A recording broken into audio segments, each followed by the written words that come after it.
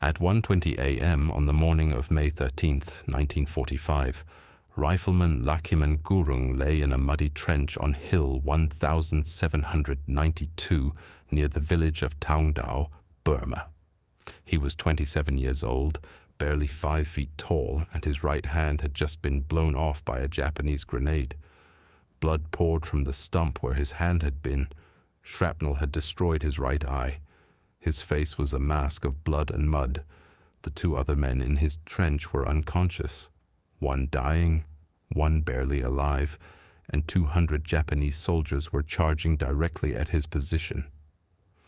Gurung looked at his rifle, a Lee Enfield bolt action that required 2 hands to operate. He looked at the stump of his right arm. He looked at the wave of screaming Japanese soldiers emerging from the jungle darkness, bayonets gleaming in the moonlight. He had a choice. He could die in this trench, or he could fight with what he had left. Lachhiman Gurung picked up his rifle with his left hand. He braced the stock against the mud wall of the trench. He pulled back the bolt with his teeth. What the Japanese soldiers did not know, as they charged toward what they believed was an empty trench, was that the smallest man in the 8th Gurkha Rifles was about to become the deadliest soldier they had ever faced. In the next 4 hours, fighting alone with one hand, Lachhiman Gurung would kill 31 Japanese soldiers and hold his position until dawn. The Gurkhas had a reputation that preceded them by a century. In 1815, during the Anglo-Nepalese War, British soldiers had first encountered these warriors from the mountains of Nepal. The British expected an easy victory. Instead, they found men who fought with a ferocity that terrified even veterans of the Napoleonic Wars. "I never saw more steady courage than these little men displayed," wrote one British officer after the Battle of Kalunga, where 600 Gurkhas held a fort against 3,500 British troops for a month. "Better to die than be a coward." That was the Gurkha motto. It was not a slogan, it was a way of life. After the war, the British did something unprecedented. They recruited their former enemies. The Gurkha regiments became the most feared units in the British Indian Army. For 130 years, they had never broken. They had never retreated without orders. They had never surrendered. Lieutenant John Wright, Lachhiman's commanding officer, had told his men before the Burma deployment, "The Japanese believe they are the fiercest soldiers in Asia. They have not yet met the Gurkhas." Lachhiman Gurung, standing barely 5 feet tall, weighing less than 120 pounds, had smiled at those words. He carried a kukri, the curved Gurkha knife, on his belt. He had never used it in combat. By dawn on May 13th, 1945, he would not need to. His rifle and his will would be enough. By May 1945, the Japanese Empire was dying, but it had not stopped killing. The Burma campaign had been one of the longest and bloodiest of the Pacific War. Since 1942, British, Indian, and Gurkha forces had been fighting through some of the most brutal terrain on Earth. Mountains covered in jungle so thick that men could pass within 5 meters of each other without seeing. Monsoon rains that turned trails into rivers of mud. Malaria, dysentery, and typhus that killed more soldiers than bullets. The Japanese had invaded Burma in 1942, driving the British out in the longest retreat in the history of the British Army. For 2 years they had held the country, using it as a buffer against any Allied advance toward Southeast Asia. But in 1944, the tide had turned. The Japanese offensive at Imphal and Kohima had failed catastrophically. 53,000 Japanese soldiers dead, many from starvation and disease. Now the British 14th Army, under General William Slim, was pushing the Japanese back toward Rangoon. The 8th Gurkha Rifles were part of this advance. Their mission in May 1945 was to clear Japanese forces from the hills near Taungdao, in the Arakan region of western Burma. Intelligence suggested the Japanese were retreating. Intelligence was wrong. The Japanese 54th Division had been ordered to hold the hills at all costs. They had dug into positions along the ridgelines, prepared to fight to the death. Their commander had told them that retreat was forbidden. Surrender was unthinkable. They would die where they stood. On the night of May 12, 1945, C Company of the 4th Battalion, 8th Gurkha Rifles, established a defensive position on Hill 1792. The position consisted of several small trenches dug into the hillside, each holding 3 to 4 men. The trenches covered a perimeter of approximately 200 meters. Lachhiman Gurung was assigned to the most forward trench, the one closest to the Japanese lines. With him were Rifleman Lachhiman Thapa and Budiman Gurung. They had been told to hold the position and report any enemy movement. At approximately 2200 hours, Japanese scouts were spotted moving through the jungle below. Lieutenant Wright ordered his men to hold fire and maintain their positions. The Japanese were probing, looking for weak points in the Gurkha line. At 1 o'clock on May 13th, the probing ended. The Japanese attacked. 200 soldiers of the Japanese 54th Division emerged from the jungle in a screaming banzai charge. Their objective: overrun the forward trenches and break through to the main Gurkha position. Standing in their way was Lachhiman Gurung and 2 other men in a hole in the ground. Lachhiman Gurung had spent his entire life preparing for this moment, though he did not know it. Born in 1917 in the village of Dakhani in western Nepal, he had grown up in poverty so extreme that shoes were a luxury. His family were subsistence farmers, scratching a living from terraced fields cut into the Himalayan mountainsides. As a boy, he walked barefoot up and down slopes that would exhaust trained athletes. At 18, Lachhiman traveled to a British recruiting station and asked to join the Gurkha regiments. The recruiting officer looked at him, barely 5 feet tall, thin as a rail, and rejected him. He was too small, too weak. The army had standards. Lachhiman walked home. The next year he came back, rejected again. The third year, a different recruiting officer was on duty. This one saw something in the small man's eyes, a determination that could not be measured by height or weight. Lachhiman Gurung was accepted into the 8th Gurkha Rifles. The training was brutal. Gurkha recruits were expected to march 50 miles in a day carrying heavy packs. They learned to shoot, to use the kukri, to survive in jungle and mountain and desert. They learned the regimental history, the battles won, the honors earned, the motto that defined them all: better to die than be a coward. By 1945, Lachhiman had served for 7 years. He had fought in North Africa and Italy before being transferred to Burma. He had seen men die beside him. He had killed men himself. He knew what war was. But nothing had prepared him for May 13th. In his trench on Hill 1792, Lachhiman had his Lee Enfield rifle with 50 rounds of ammunition. He had 2 No. 36 Mills grenades. He had his kukri, and he had 2 comrades who would soon be unable to fight against him. 200 Japanese soldiers with rifles, grenades, machine guns, and the absolute certainty that they would succeed. The mathematics were impossible. Lachhiman Gurung did not care about mathematics. The first grenade landed in the trench at 1:15. Lachhiman reacted instantly. He grabbed the grenade and threw it back toward the Japanese. It exploded in mid-air, showering the attackers with shrapnel. A second grenade landed. He threw that back too. The third grenade changed everything. As Lachhiman reached for it, the grenade exploded in his right hand. The blast tore his hand off at the wrist, drove shrapnel into his right eye, and peppered his body with fragments. He was thrown against the back wall of the trench. For a moment there was only pain and darkness.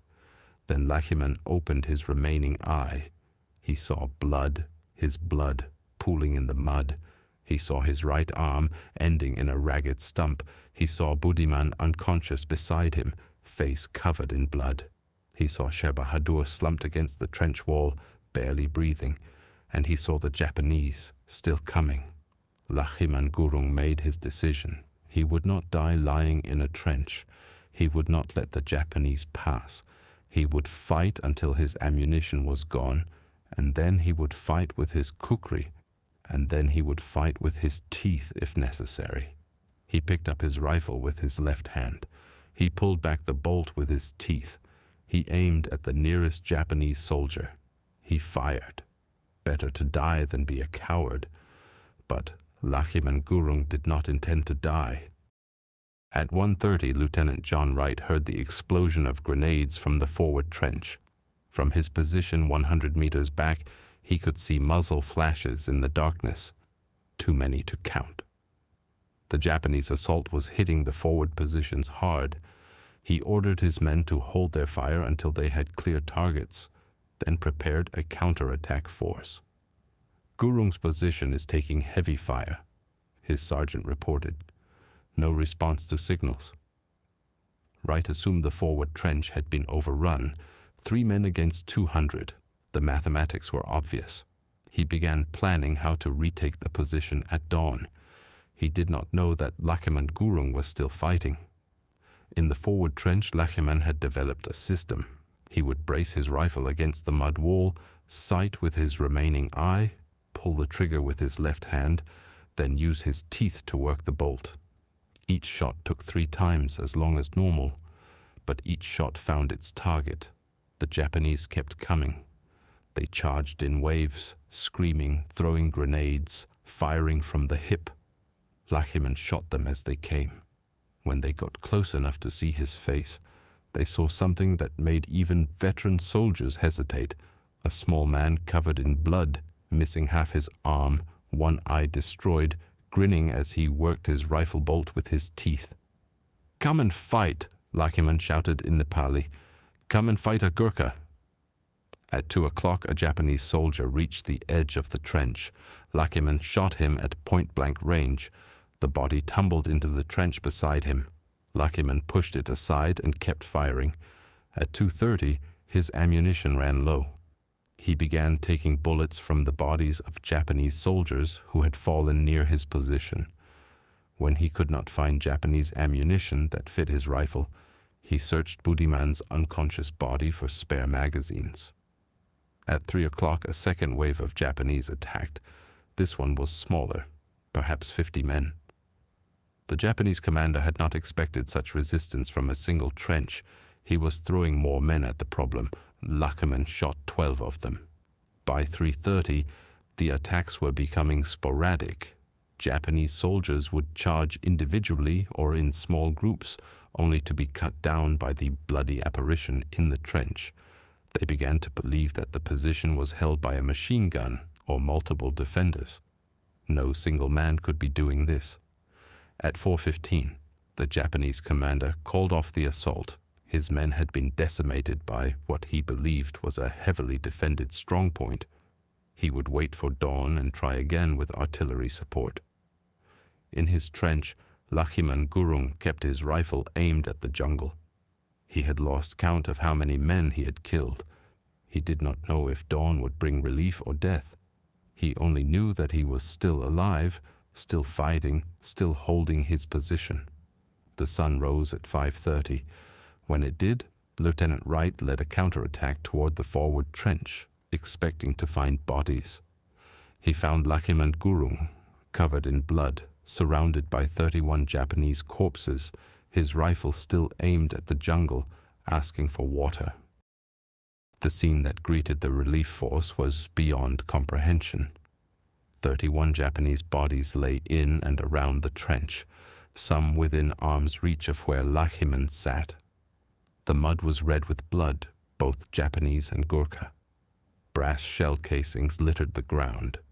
The stench of cordite and death hung in the humid air. Lachhiman Gurung was still conscious. His right arm, roughly bandaged with a strip torn from his uniform, had stopped bleeding. His right eye was gone, the socket a mass of dried blood and tissue. His body was peppered with shrapnel wounds. "How many were there?" Wright asked. "Many," Lachhiman replied. "I stopped counting." Medical orderlies rushed forward to treat him. They found that he had been fighting for nearly 4 hours with wounds that should have killed him within minutes. Blood loss alone should have rendered him unconscious. Shock should have incapacitated him. By every medical calculation, Lachhiman Gurung should have been dead. He was asking for tea. The count of Japanese dead continued as the sun rose higher. In addition to the 31 in and around Lachhiman's trench, another 87 bodies were found in the approaches, men killed by Gurkha fire from other positions or who had bled out from wounds inflicted during the assault. The Japanese 54th Division had suffered a catastrophic defeat. More importantly, the assault had failed. The Japanese had not broken through. The forward position that Lachhiman had been ordered to hold was still in Gurkha hands. Lieutenant Wright wrote in his after-action report, "Rifleman Lachhiman Gurung held his position alone for 4 hours against repeated enemy attacks, despite severe wounds, including the loss of his right hand and right eye. His actions prevented the enemy from breaking through our forward defenses. His courage is beyond any standard I have witnessed in my military career." The report was forwarded to brigade headquarters. From there it went to division, then to Army Command. Within weeks, it had reached the desk of Lord Louis Mountbatten, Supreme Allied Commander of Southeast Asia. Mountbatten read the report twice. Then he authorized the highest honor the British Empire could bestow, the Victoria Cross. Lachhiman Gurung did not learn about the Victoria Cross for several months. He was evacuated from Burma to a hospital in India, where surgeons worked to save his remaining eye and close the wound where his right hand had been. The recovery was long and painful. For weeks he drifted in and out of consciousness, fighting infections that threatened to kill him even after the Japanese had failed. When he finally woke fully, a British officer was standing beside his bed. "Rifleman Gurung," the officer said, "you have been awarded the Victoria Cross by His Majesty the King." Lachhiman was confused. He had been doing his duty, nothing more. He had been ordered to hold a trench. He had held it. "I only did what any Gurkha would do," he said later. "The Japanese came. I could not let them pass. So I stayed and fought. Better to die than be a coward." Lachhiman Gurung had not died, but he had proven that the motto was more than words. It was the essence of who he was. Lachhiman Gurung survived the war. He received his Victoria Cross from Lord Mountbatten himself in a ceremony in Delhi. The citation described his actions in clinical military language that could not capture what he had actually done. Fought alone, mutilated, against impossible odds for 4 hours, killing 31 men with a rifle he operated with one hand and his teeth. After the war, Lachhiman returned to Nepal. He married, raised children, and lived quietly in his village. The British Army granted him a pension, modest by Western standards, but enough to live comfortably in rural Nepal. He rarely spoke about the night of May 12th to 13th, 1945. When asked, he would say only that he had done his duty. In 2008, at the age of 91, Lachhiman Gurung moved to England, where a campaign by Gurkha veterans had finally won them the right to settle in Britain. He lived in a small flat in London, visited by journalists and historians who wanted to record his story. He died on December 12, 2010, at the age of 93. He was buried with full military honors. The Gurkha regiment he had served sent an honor guard. History remembers Lachhiman Gurung as one of the most decorated soldiers of the Second World War. And he was. The Victoria Cross is the highest honor in the British military system, awarded only for acts of valor in the face of the enemy. But Lachhiman was also a symbol of something larger, the contribution of colonial soldiers to Allied victory. Gurkhas, Indians, Africans, men from across the British Empire fought and died in a war that was not their own. Their stories have often been forgotten. Lachhiman Gurung refused to be forgotten. He held his trench, he told his story, and history remembers. Today, Lachhiman Gurung's Victoria Cross is displayed at the Gurkha Museum in Winchester, England. A statue of him stands in London, near the Ministry of Defence. Each year on May 13th, Gurkha veterans gather to remember the night one small man held a trench against 200. But the lesson of Lachhiman Gurung endures. Better to die than be a coward. He faced that choice in a trench in Burma, bleeding, alone with 200 enemies charging at him. He chose to fight. Some men find their greatest strength when everything has been taken from them except the will to resist. If you found this story as compelling as we did, please take a moment to like this video. It helps us share more forgotten stories from the Second World War. Subscribe to stay connected with these untold histories. Each one matters. Each one deserves to be remembered. Leave a comment below telling us where you are watching from.